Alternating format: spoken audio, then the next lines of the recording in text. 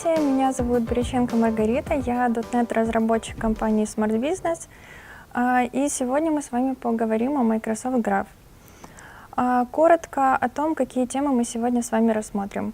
Мы поговорим о том, что такое Microsoft Graph, какой функционал с помощью него мы можем реализовывать, и далее я расскажу, как его использовать, как непосредственно с ним работать, начиная от регистрации вашего приложения до получения ответов на ваши запросы Microsoft Graph.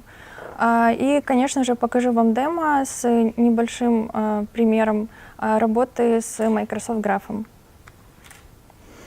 Итак, начнем. Что же такое Microsoft Graph?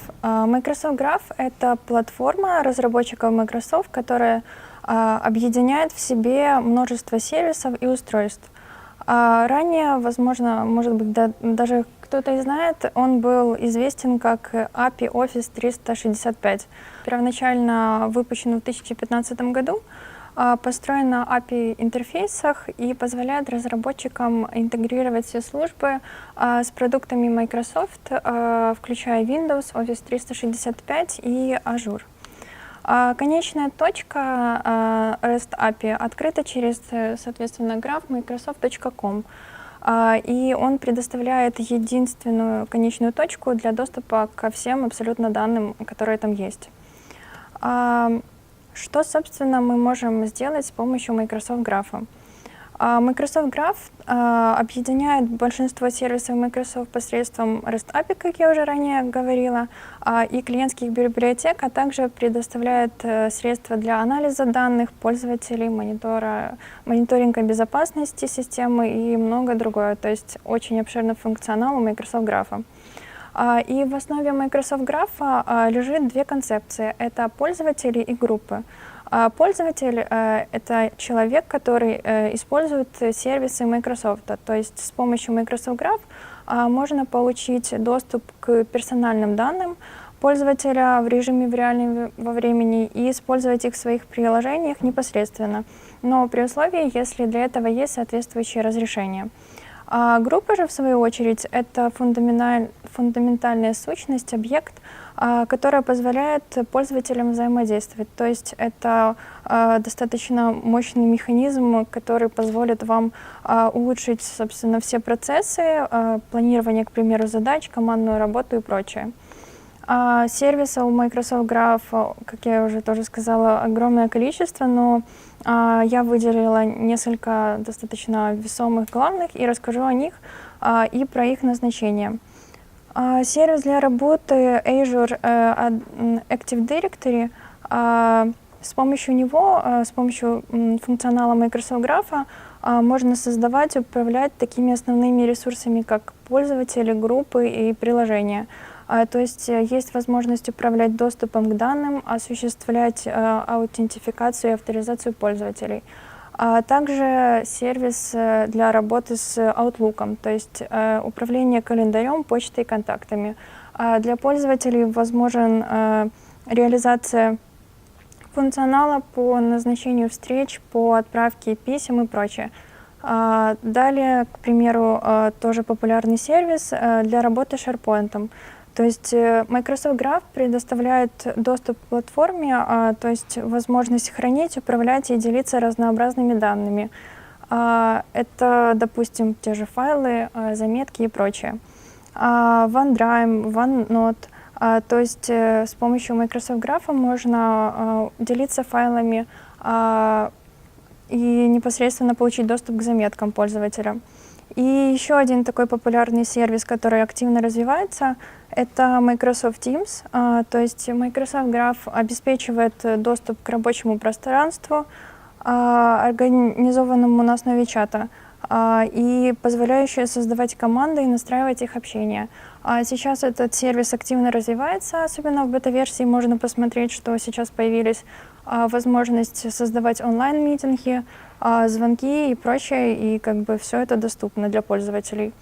Также большинство этих сервисов предоставляют средства по сбору статистических данных и позволяющего создавать, формировать отчеты, собственно. Это тоже очень полезная информация. И с помощью Microsoft Graph можно создавать решения, которые работают в уникальном контексте пользователя, то есть повышать непосредственно его эффективность работы. А именно, если мы реализовываем функционал, то мы можем сделать такое решение, к примеру, которое проверяет ваш календарь и предлагает оптимальное решение для следующего собрания команды. Допустим, находит следующее собрание и помогает подготовиться к нему, а именно подобрать информацию об участниках, и можно даже получить информацию о последних документах, проектах, над которым работал тот или иной человек. Также, допустим, подписываться на изменения вашего календаря, то есть отправлять вам оповещения, если вы слишком загружены, если вы много времени проводите на собраниях, и рекомендовать, какое можно не посещать, какое можно пропустить. И это все в зависимости от того, насколько важно вам то или иное мероприятие и участники непосредственно в нем. То есть все это и многое другое реализовывается с помощью API Microsoft Graph. Про использование Microsoft Graph API. Поскольку это REST API, то вы можете получить доступ к нему ко всем видам устройств. То есть это мобильное устройство, это веб-сайты, работающие абсолютно на любой операционной системе, и в основе эти приложения могут быть написаны на абсолютно разных языках, само собой, что это может быть и Java, и Python, C#, в принципе, абсолютно неважно. Также доступны разные SDK для работы на разных платформах, тоже, что очень здорово упрощает работу с Microsoft Graph.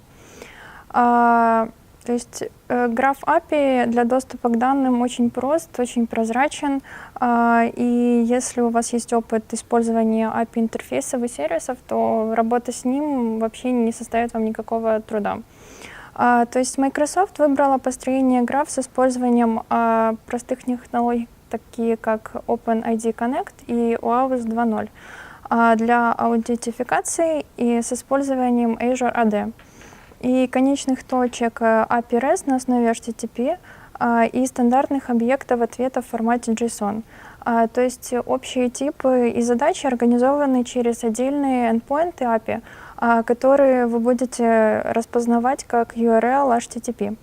И также стоит заметить то, что Microsoft Graph поддерживает два вида аутентификации. То есть это Azure AD, работает только для пользователей с корпоративными аккаунтами, и Azure AD версии 2.0. То есть можно пользоваться как и пользователям не только с корпоративными аккаунтами, но и персональными, которые есть пользователями Microsoft. И для того, чтобы взаимодействовать с Microsoft Graph, нам нужно непосредственно получить токен. И первое, что будет на пути к его получению, это нам необходимо зарегистрировать наше приложение. Рассмотрим пример регистрации. Для того, чтобы зарегистрировать наше приложение, нам нужен хотя бы непосредственно просто аккаунт Microsoft, и мы уже сможем это сделать. То есть после регистрации устанавливается уникальный идентификатор приложения и другие значения, такие как секрет, который мы можем генерировать. Также при регистрации мы указываем платформу, на которой разрабатываем, URL, redirect и permissions. Подробнее про permissions. То есть это наши разрешения. Microsoft Graph имеет два типа разрешений. Это делегированные разрешения и разрешения для приложений. И делегированные разрешения используются, когда присутствует пользователь. То есть непосредственно во время авторизации пользователь должен согласиться с теми разрешениями, которые запрашиваются у него. И, собственно, приложение может непосредственно делегировать в качестве пользователя, входя в систему и выполняя какие-то действия. А разрешения для приложений — это, допустим, для приложений, которые выполняются и работают как фоновые службы. И тут уже непосредственно нужны разрешения администратора.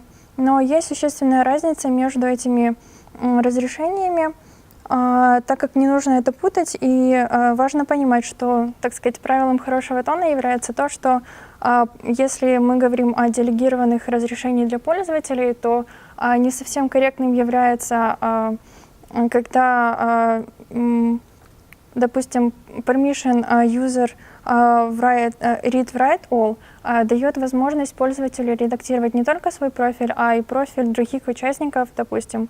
И если мы говорим о пользователе, который входит в систему и который получает токен с подобным разрешением, то это как минимум небезопасно. А если в качестве приложений, то тут администратор фигурирует то, что будет доступно для приложения, и как бы это, само собой, намного более безопаснее, чем давать разрешение именно всем пользователям в подобном виде. И, собственно, есть еще один вид регистрации, это через Azure портал. Там все происходит аналогичным образом, я не выносила это на отдельный скрин. И там единственное то, что доступны другие виды конфигурации для пользователя. Далее рассмотрим получение самого токена при вызове Microsoft Graph. То есть, как я уже ранее говорила, что сначала нужно получить токен, а потом непосредственно через запросы обращаться с этим токеном. Первым шагом это будет запрос на endpoint authorize. Он будет в виде содержать основную информацию про клиента, ID, пароль и другое. И результатом этого будет код авторизации, после которого мы отправим это и получим endpoint. Также вы получаете refresh токен, который используется по истечении срока действия данного токена. Я думаю, что многие работали с авторизацией, с подобными механизмами, и тут как бы будет ничего нового. То есть у нас возвращается наш JSON Web токен, и мы с помощью него работаем непосредственно дальше. Но также есть еще один вид получения токена. Как я говорила про разрешение, то есть у нас может быть не только пользователь, а приложение. То есть мы можем запрашивать токен не от лица пользователей, а от приложений. То есть разница лишь в том, что и тут должен подтверждать это администратор, но все работает абсолютно аналогично. Про endpoints. Каким образом мы, собственно, можем обращаться к Microsoft Graph? Есть два вида endpoint, как мы можем обратиться к нему для версии 1.0 и бета. Бета-версия, само собой, что, как понятно с названия, она видит тестирование, то есть там доступный более широкий функционал, но как бы Microsoft может менять что-то и без уведомления пользователей, и если вы хотите надежную систему, то, конечно, лучше пользоваться функционалом, который представлен в первом endpoint. Но, тем не менее, это активно все развивается и улучшается, поэтому в скором времени функционал, который будет в бета-версии, будет и доступен в версии 1.0. Я вынесла еще отдельно список самых популярных запросов для обращения к Microsoft Graph. И для того, кто еще ни разу никаким образом не пытался, так сказать, отправлять запросы, как-то писать какой-то функционал с Microsoft Graph, Microsoft предоставил возможность простейшей, так сказать, отправкой точкой для изучения Microsoft Graph является Graph Explorer. То есть просто если зайти в аккаунт Microsoft, то можно попробовать, и это получится, отправить запросы. Только для этого нужны необходимые пермишины.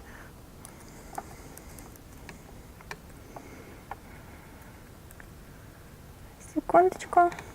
Так. То есть после входа в аккаунт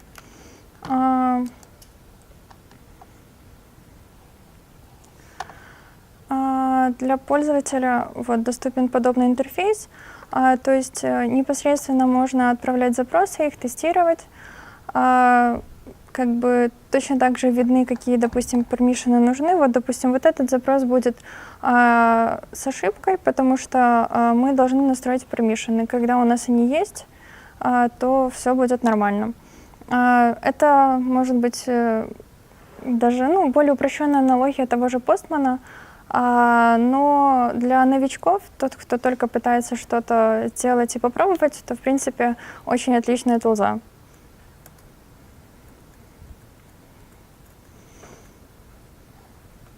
Секундочку.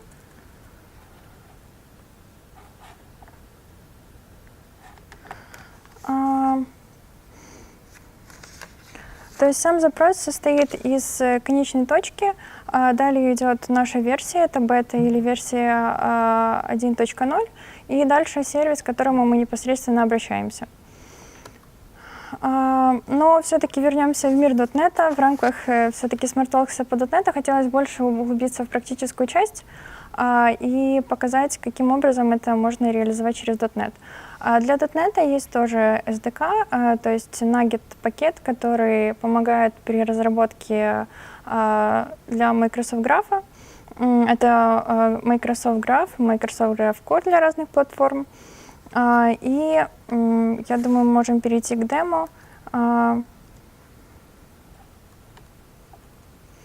Сейчас, секундочку.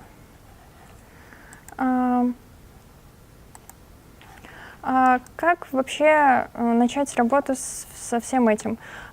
Самое простое базовое решение — это пройти самый базовый стартап.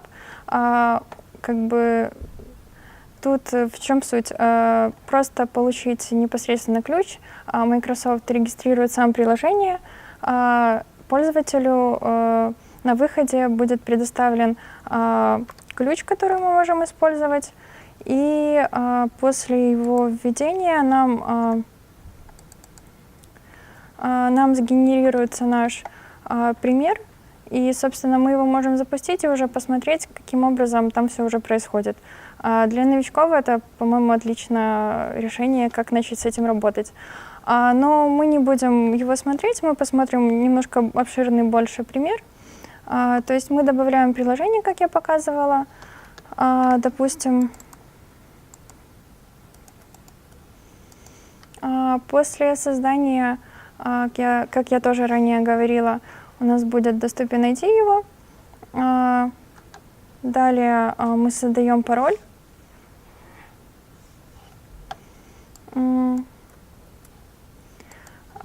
И добавляем платформу. В данном случае это будет веб-платформа. Также мы указываем адрес перенаправления нашего redirect. И пермишины, которые мы можем вот тут добавить, мы добавляем. В данном случае у нас будет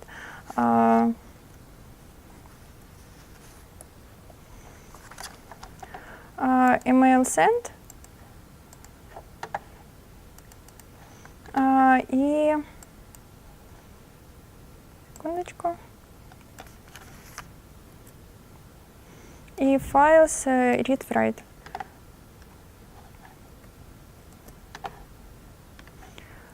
Вот, после добавления данных пермишенов мы можем копировать наш айдишник в наше приложение.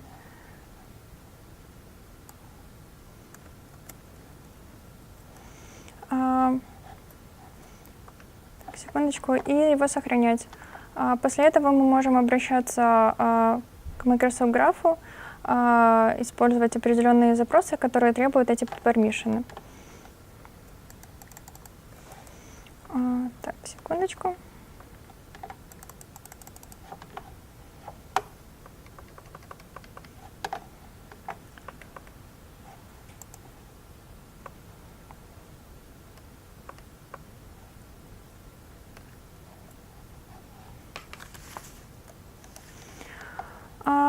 Так, после введения айдишника, секретов, redirect URL и scopes, это то есть наши пермишины, которые мы указали, мы можем запустить наше приложение и посмотреть на результаты его работы.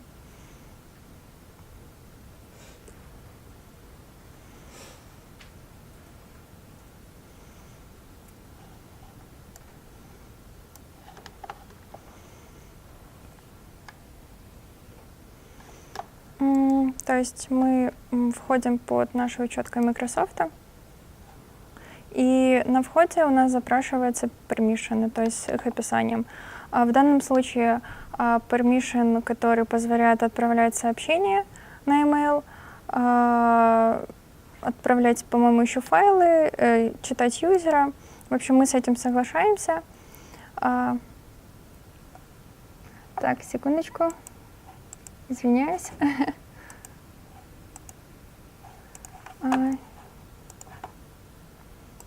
Все-таки вернемся к старому варианту.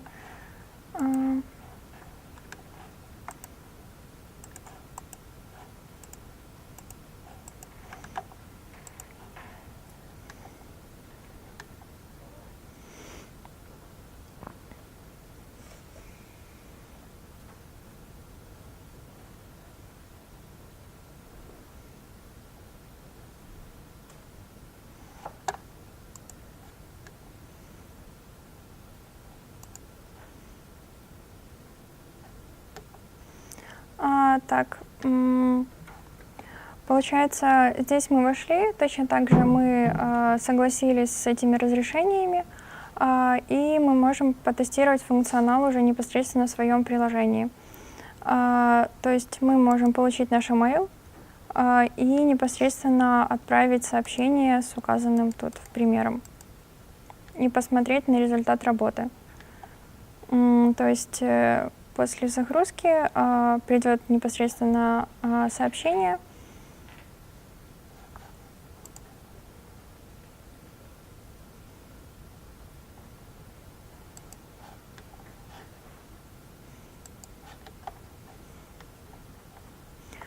Вот, пришли даже 2 наших сообщения. То есть, получается, приложение может делать какие-то действия вместо пользователя, так как у него есть на это разрешение. Немножко хотела рассказать по коду. То есть здесь 2 примера, выполняют они абсолютно идентичные действия. Разница только в том, что в одном примере используется Nugget-пакет для работы с Microsoft Graph, а в другом примере используются обычные запросы через HTTP-клиент. Сейчас вот покажу. То есть непосредственно мы в конфигах вынесли наши все ключи, все, что необходимо, и уже через Configuration Manager обращаемся. Это все нам необходимо для генерации токена. То есть упростить этот процесс даже с пакетом, само собой, что никак нельзя. То есть у нас это будет выглядеть идентично. Мы получаем наш токен, используя все параметры, и после этого уже можем использовать сервисы Microsoft Graph. То есть в данном примере это REST, поэтому мы здесь используем HTTP-клиент, формируем HTTP request message и делаем все необходимые действия. Само собой, что это может быть и get, и пост-запрос, что нам, собственно, необходимо. С помощью, собственно, токена мы можем это все делать, отображать наш результат. И во втором примере с Microsoft Graph Nugget пакетом у нас также есть сервис, только мы здесь используем наш Graph сервис-клиент, который непосредственно делает всю эту работу за нас, то есть нам не нужно не писать никакие HTTP клиент-запросы, все достаточно просто, намного уменьшает код наш и работает идентично. То есть таких 2 небольших примера. По коду, в принципе, все. Можно, ну, единственная, конечно, вещь, которую еще хотела сказать по поводу Nugget-пакета, то относительно бета-версии здесь доступны далеко не все запросы. Само собой, что то, что в тестировании, оно еще не вынесено в Nugget-пакет, но опять-таки оно развивается все, поэтому в дальнейшем можно использовать. Но HTTP клиент-запросы, они все-таки немножко более функциональнее, возможно, больше всего реализовать с помощью них, не привязываясь к Nugget-пакетам.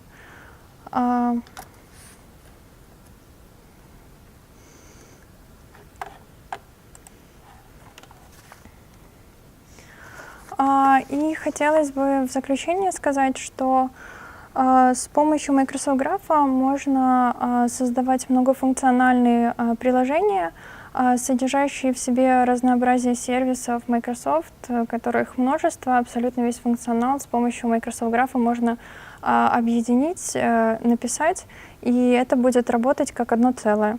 То есть можно выделить такие самые большие преимущества, которые не были доступны раньше. Это единый endpoint для доступа к Microsoft Graph, и это унифицированный доступ к данным, к информации для облака Microsoft. То есть, если ранее были доступны разные сервисы с небольшой функциональностью, то сейчас все это доступно в Microsoft Graph, все открыто, все создано для разработчика, все абсолютно прозрачно, безопасно. И, в принципе, можно абсолютно все, еще раз говорю, реализовать. Это очень большой сервис, и статистика, и анализ, и просто работа с разными видами сервисов абсолютно на разных устройствах. Поэтому это как минимум позволит сократить количество кода и повысить производительность вашего приложения. У меня на этом все. Возможно, есть какие-то вопросы. Если вопросов нет, то я еще хотела сказать отдельно про линки, которые я оставила. Это на туториалы, на документацию, там тоже все очень подробно описано, можно все почитать. Поэтому смотрите презентацию, там все есть. Поэтому спасибо, что пришли. На этом все.